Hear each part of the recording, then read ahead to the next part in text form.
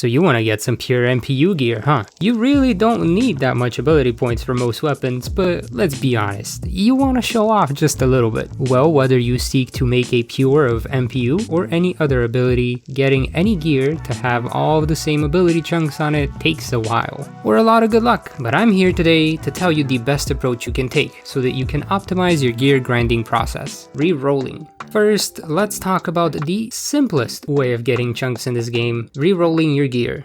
I say simplest because even though this method is extremely quick and easy, it is also extremely expensive. You must pay 1 sea snail per reroll.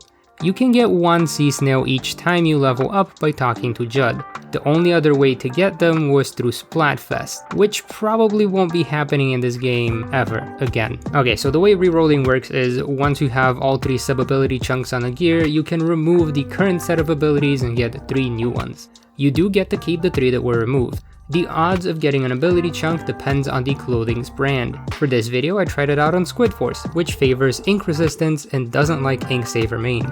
Out of the 12 rerolls I did, I got ink resistance 11 times, which matches up with the expected 30-ish% for favored abilities. Sadly, drinks don't change the odds during rerolls, so if you wanted to get a pure set of ink resistance, you'd have to do it on a Squid Force gear. Funny enough, I actually managed to roll a pure while doing this. Pretty lucky since the odds of this happening are a little under 3%. Getting a pure of a neutral ability brings you down to 0.02%. Statistically, that will take you about 500 rerolls to achieve. I don't know about you, but I don't have 500 sea snails laying around. So only use this method if you are extremely lazy, or you have a ton of spare sea snails. The only nice thing about this method is that it is fast, and you get to keep the old ability chunks. The not so nice thing is that most gear doesn't have the main slot of its favorite ability, so if you were hoping to get a pure, you might want to try a different method: getting your gear ready.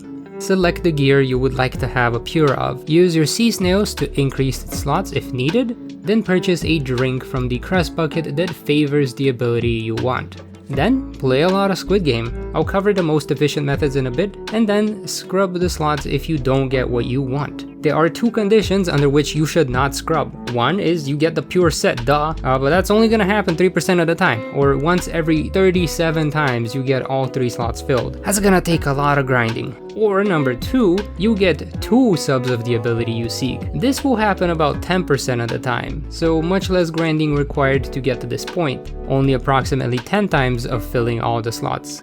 The tricky part is that you need 30 ability chunks in order to fill in that last slot. So next we'll cover how to best grind for them chunks. And like to see me grinding for them chunks, I am mining. Alright Chief, before explaining this next part, I want you to open up the menu and look at the ability chunks you already own. Apart from the ability you are currently grinding for, are there any other abilities which don't have over 30 chunks? Or if you do have everything else over 30, what's the next ability with the lowest amount of chunks that you have? Whatever that may be, you'll want to pick that ability and treat it as your secondary ability to hunt.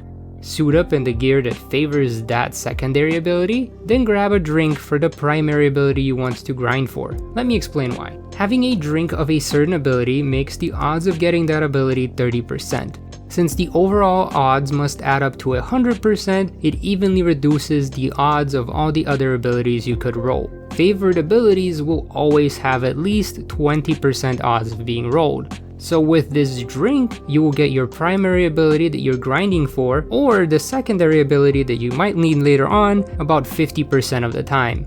Basically, every other chunk you get is going to be useful to you, and that's as optimal as we can get. And nope, it does not matter if the primary ability you're grinding for is neutral or unfavored on that gear set. The difference in rolling the secondary ability you're searching for ends up being about 0.5%.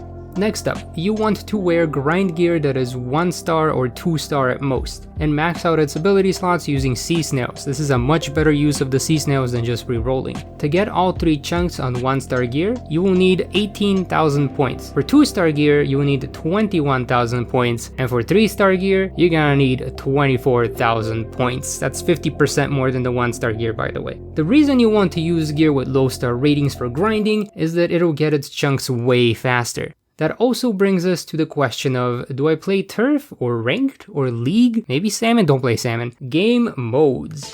The amount of points you get towards a gear depends on the mode you're playing. I'll start with Turf War since the resulting points you get are very nice and simple. Assuming you've already had the drink, and if you haven't, go hydrate right now, and you are able to cover at least 500 points of turf during a match, you will get 1200 points per loss and 2100 points per win. For Ranked and League, the points you gain are the same, so whichever one you play is down to your personal reference and the amount of people on your front list. Here, results can and do vary a lot. If you get knocked out in the first 2 minutes of the game, you will get 0 points. If you lose but manage to play the full 5 minutes, you're gonna get 750 points. If you win, you get 3000. And if you manage to get that sweet knockout, it's a nice 4000 points. You will also get an additional 5 points towards your gear for every point you push in the game. This doesn't count if you get a KO. So maybe don't do this in clams, where some games can go without you getting a single point in. Since there is such a huge variability in the results from ranked matches, I decided to play both ranked and turf for 1 hour each and compare the results. I ended up getting a 50-50 win rate in both modes. For ranked, I got to play 10 games, and for turf, I got to play 13. Experience point wise, I got about the same from both. So good news is, you can play whatever mode you prefer for grinding. However, I would suggest playing turf when you only need a few more points to complete a gear set. The best reason I can give you for this is that you could go into overtime and lose, and end up getting about 1000 points in the 6 minutes it's gonna end up taking. Or you could play 2 turf war matches in that very time, and even if you lose both of them, you're gonna end up with 2400 points. If the gear needs that many points or less, it is safer to hop into turf than risk wasting all that time in rank. Any extra EXP you get past the 3rd chunk doesn't give you any sort of bonus, so trying to get those last few points from rank just isn't worth it. It's inefficient. Unless you're like a top 500 player, you win every match, then go for it, I don't know. Now let me answer some other questions you might have. Is Salmon Run a good way to grind chunks? No. Yes and no.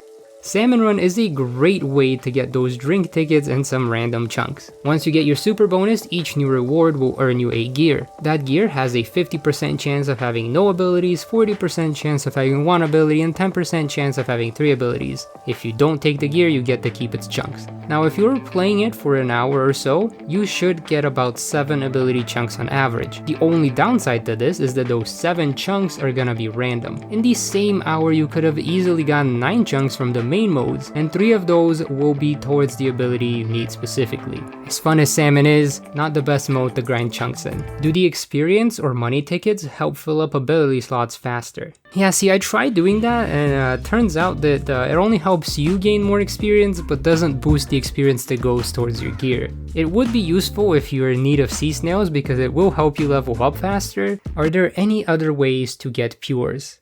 Man, you that late? Okay, yes, there is another way. You can order gear from people in the square, like my artsy FBI agent or that guy. When the gear comes in the next day, there is a chance it might have 1, none, or all of these sub-abilities as the one you ordered. I don't know what the odds are. My brain says it's probably the 50-40-10 from Salmon Run, but I don't have any data to back this up, so don't quote me on this, but it is an option. So if you're too lazy to play the game for some reason, you could go the ordering route.